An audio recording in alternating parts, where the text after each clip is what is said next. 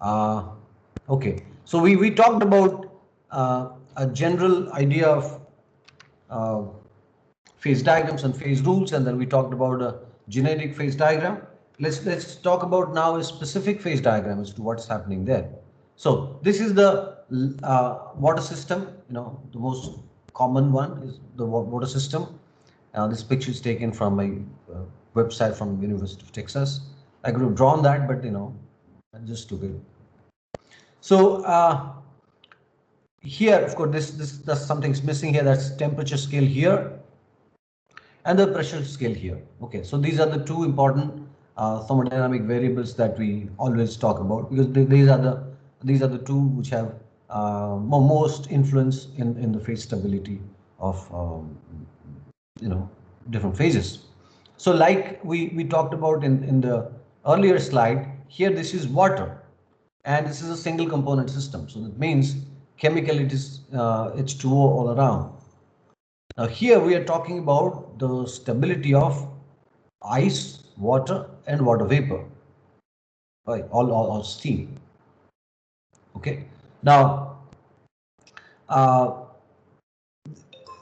as I said, you know, this is the same single component system, but then the phases are completely different. And here is ice, and the area, the primary phase field of ice is that. That means the thermodynamic space bound by these coordinates of pressure and temperature along this line and along this line are, you know, this whole region is the primary phase field of ice. That means ice is the most stable state in the thermodynamic coordinates bounded by this area. Right? Ice is the most stable state. Water is supposed to be in ice form, in ice phase, in the thermodynamic space bounded by this region, which is what is the primary phase field region. Now, if that changes from this to this becomes to the water. The liquid water is the most stable state, and if it is like this, and the vapor system is the most stable state, right? Now, if you pay a little attention, then you will know that what is the state which is stable in high pressure and extremely low temperature region. Okay, that would typically be the solid state, isn't it? Something which exists in a more stable state. If you go down in temperature, that is a solid thing, right? So you see that in the low temperature region, it's the first phase that's going to be there is going to be the solid state. Okay.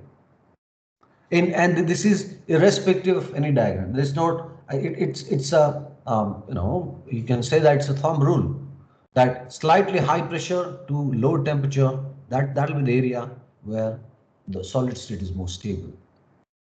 And likewise, in the same higher pressure region and slightly increased temperature, relatively of course, then you'll find in the higher pressure region and the moderate temperature region that there has to be something which is the water system, right?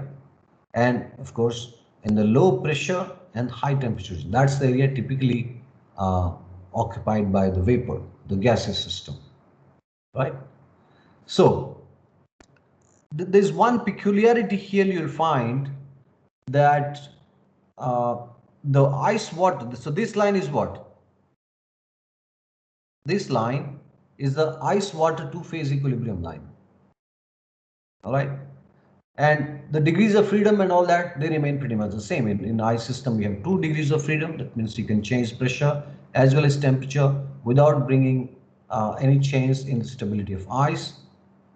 In this region is again single phase system and single phase, single component region here. And then you can change 2 degrees of freedom. That means you can change pressure and temperature, and then water doesn't change anything. Same thing is for the water vapor in this region. All right. Now, when we talk about the two-phase equilibrium, then this line is where ice and water coexist. Only in this line. You go left of that, that means lower in temperature, this equilibrium is broken and the primary phase field becomes ice. If you go to high temperature, it becomes water, that's the primary phase field, and two-phase equilibrium is lost. So as long as you are in this line, you have two-phase equilibrium. And by virtue of a two-phase equilibrium and a single component system, the degrees of freedom here is only one. That means you can only change one parameter without bringing about, independently, and still keep the equilibrium between these two.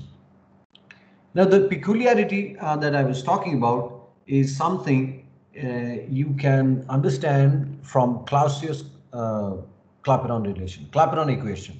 Okay, now Clapeyron equation, what does it say? It says about dp by dt is del h by t del v, isn't it? That's when we talk about equilibrium. If you go back to these things, you talk about dp by dv, dp by dt at equilibrium. That is del h by t del v. All right. Now in this system, we know that del h for the from ice to water, del h, you got to supply energy. That's an endothermic reaction. Ice to water is you got to supply energy. That's del H is positive. And del V, what about del V? We talked about del V for ice and water. Del V is the change in molar volume. What is del V for ice to water?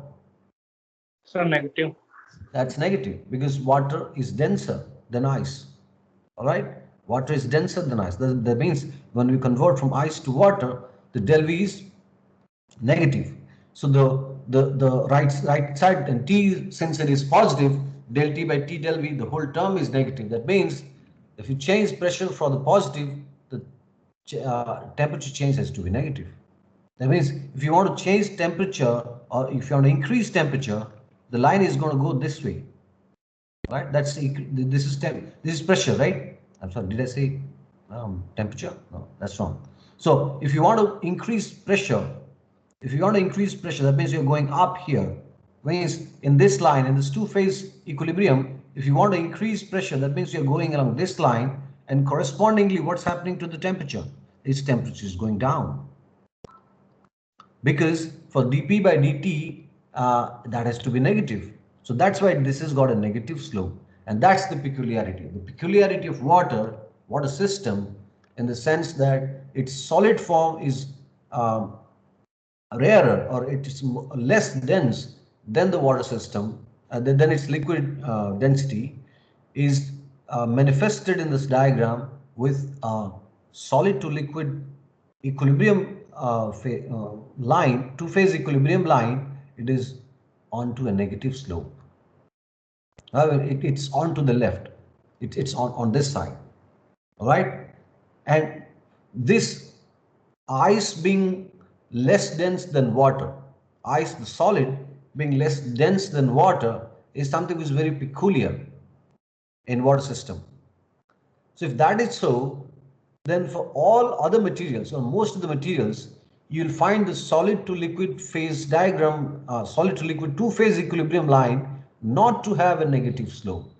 It'll have a positive slope. Do you get what I'm saying?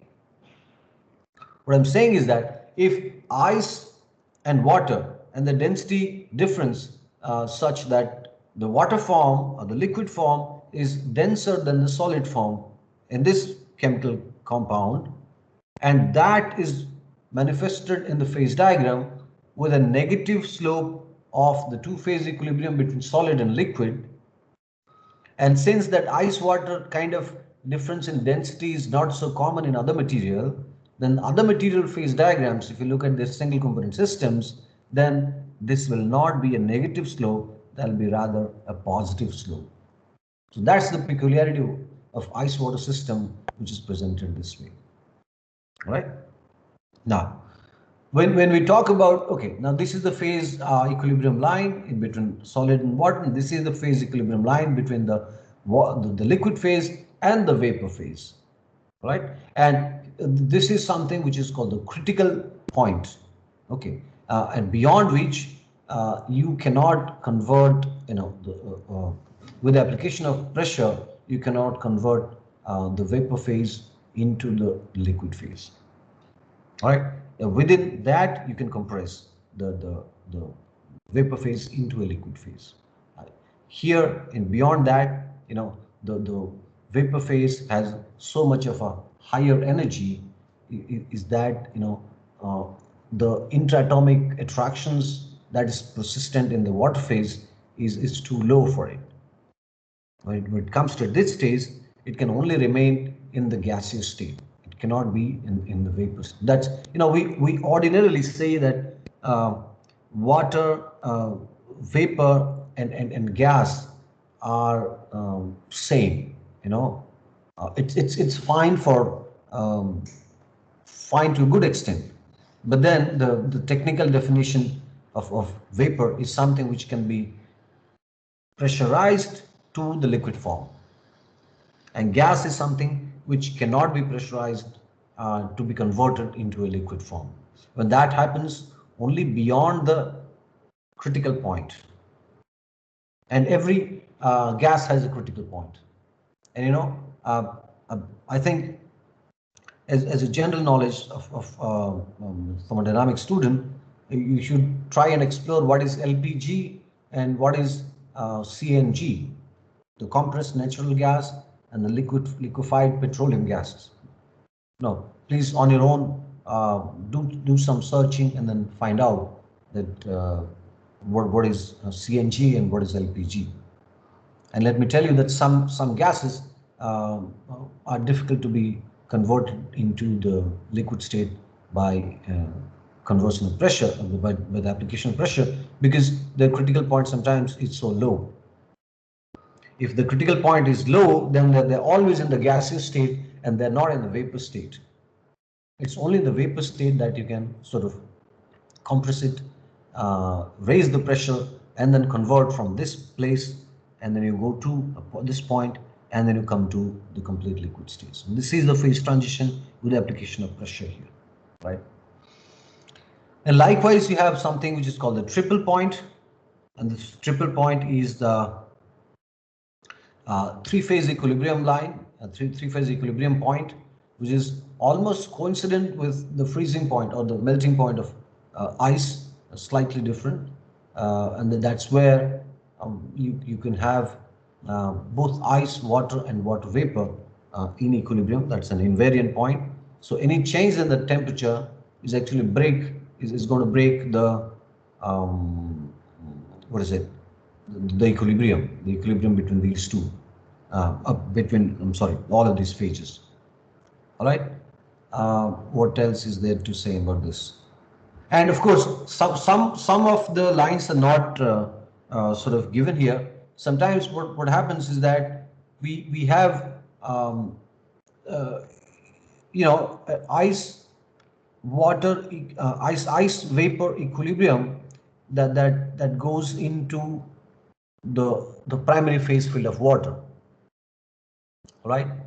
And sometimes you have ice water equilibrium going into the primary phase field of water vapor, and those are metastable. So if this line is extended into here, sometimes you'll see that some phase diagrams represent this with a dotted line with a dotted extension of the solid line, which means that ice water equilibrium have somehow gone into the vapor phase, which typically happens when you do an immediate change in the thermodynamic coordinates, which is kind of equivalent to quenching stuff. Just you have something like a liquid, and then you quench it to a temperature below your melting point. Okay, that's where momentarily you can still have equilibrium between the water and water vapor system, despite being occupied in the ice primary phase field. And that line would be represented as a dotted line as an extension of the water vapor equilibrium line. Okay, that would still be called, but that sometimes only is written, but in normal phase diagrams you'll not see that. Now, the fact that some of these phases are stable in different thermodynamic spaces is because the fact that there are changes in their Gibbs free energies. I think it's, before going forward, I think we must remind ourselves of the changes of Gibbs free energy that happens with the raising temperature, and the changes that Gibbs energy has with an increase in pressure. I think the most important point that you must sort of take it by heart is that when temperature goes up, temperature increases, Gibbs energy has a negative slope. All right, because this is representative minus entropy. If you go back to your basic formula, this is the this comes from the dg is vdp minus sdt. All right, so this is minus this slope is representative of negative of entropy, and since entropy is positive, a negative of entropy is a negative slope. That's why it is written here like this. Okay. On the contrary, del G by del P at constant temperature. This is we're talking about constant temperature. Here we're talking about constant pressure. All right. So dg by del G by del P at constant temperature would actually equal to volume, and volume being a positive quantity, the slope, of course, is going to be a positive slope.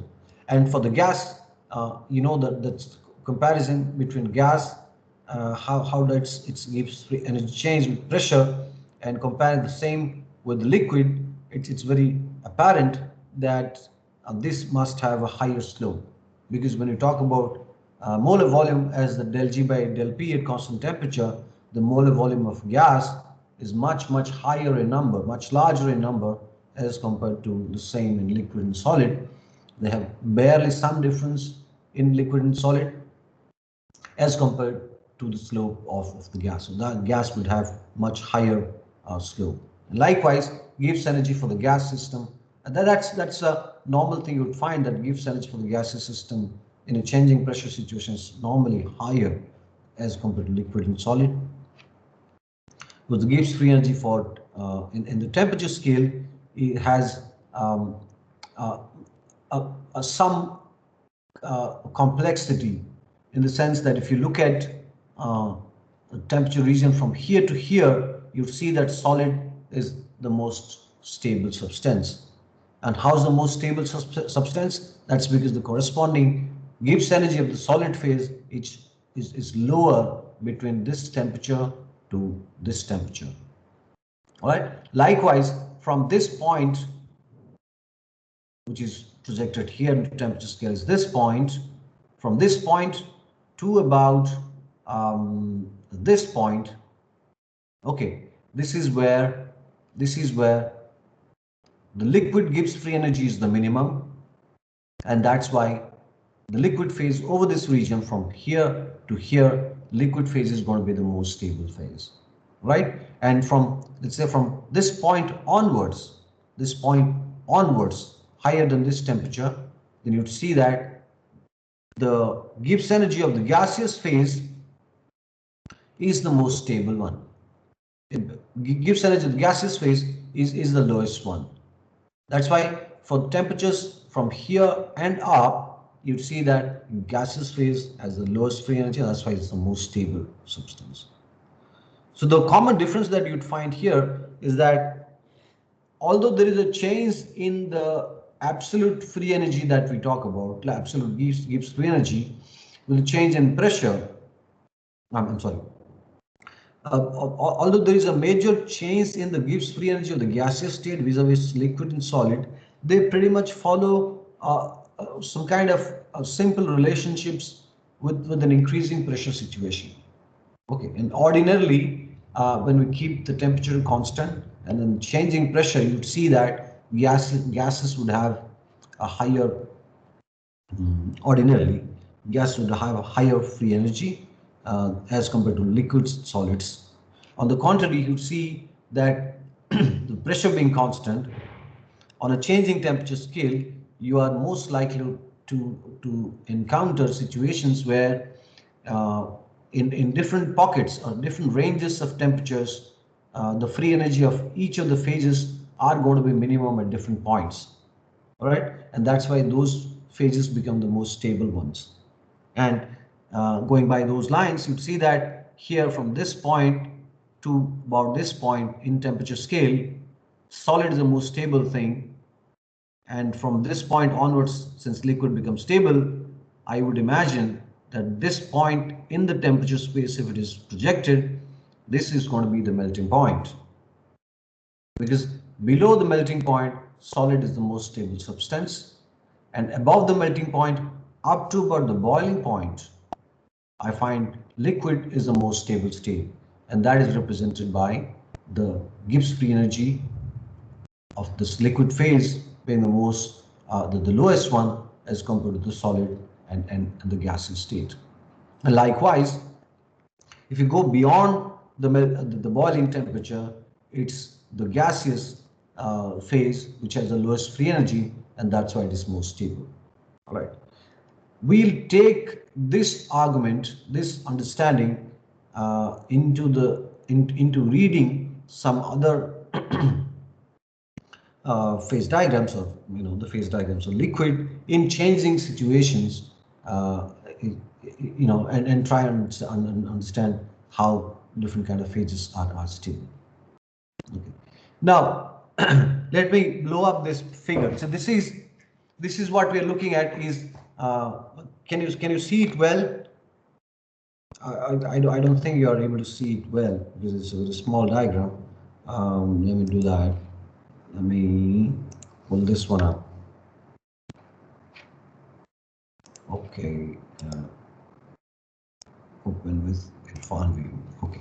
Now, so if I increase so are you able to see this?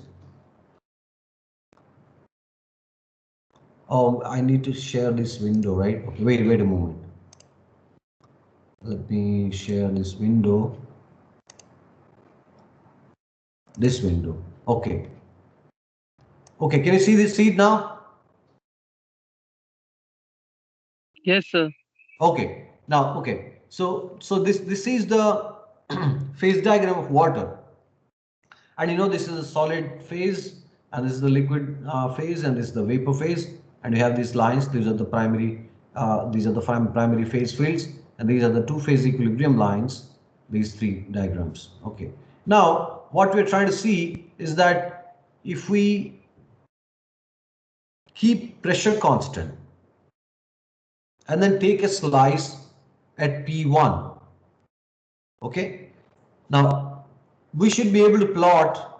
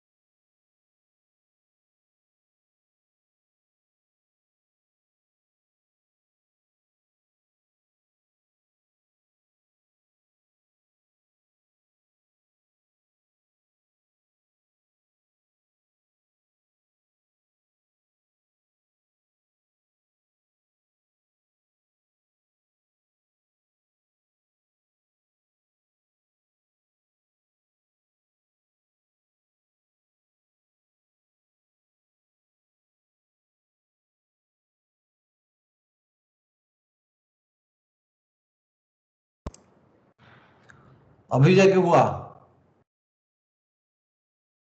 Now can you guys see me? Yes, sir. Yes, sir. Yeah, I don't know what happened to the video that we had recorded. अभी तो दिख नहीं रहा है, but we'll see. So what to do? Can we finish off the class, or you want to just leave it? मेरा, I don't know, kind of tired. Sir, 426 का class है हमारा. Pardon me? Sir, 426. 420 से तुम्हारा class है? Sir, सबका है. सबका है? Yes, So sir. yeah, I think we'll take it in the next class. Would that be fine? Okay, sir. ठीक रहेगा. हाँ, because you know वो पता नहीं डिस्कनेक्ट हो गया था अभी. मेरा भी सर चकराने लगा है. एंड यू नो पावर अभी बैकअप पे चल रहा है, फिर से शायद ना आ जाए. We'll see Yes, sir. that in the next class. All right. Yes. I just will try to get the recorded video restored and then uploaded, and then we'll be fine. All right. Okay. अरे ये भी recording हो रहा था क्या ये?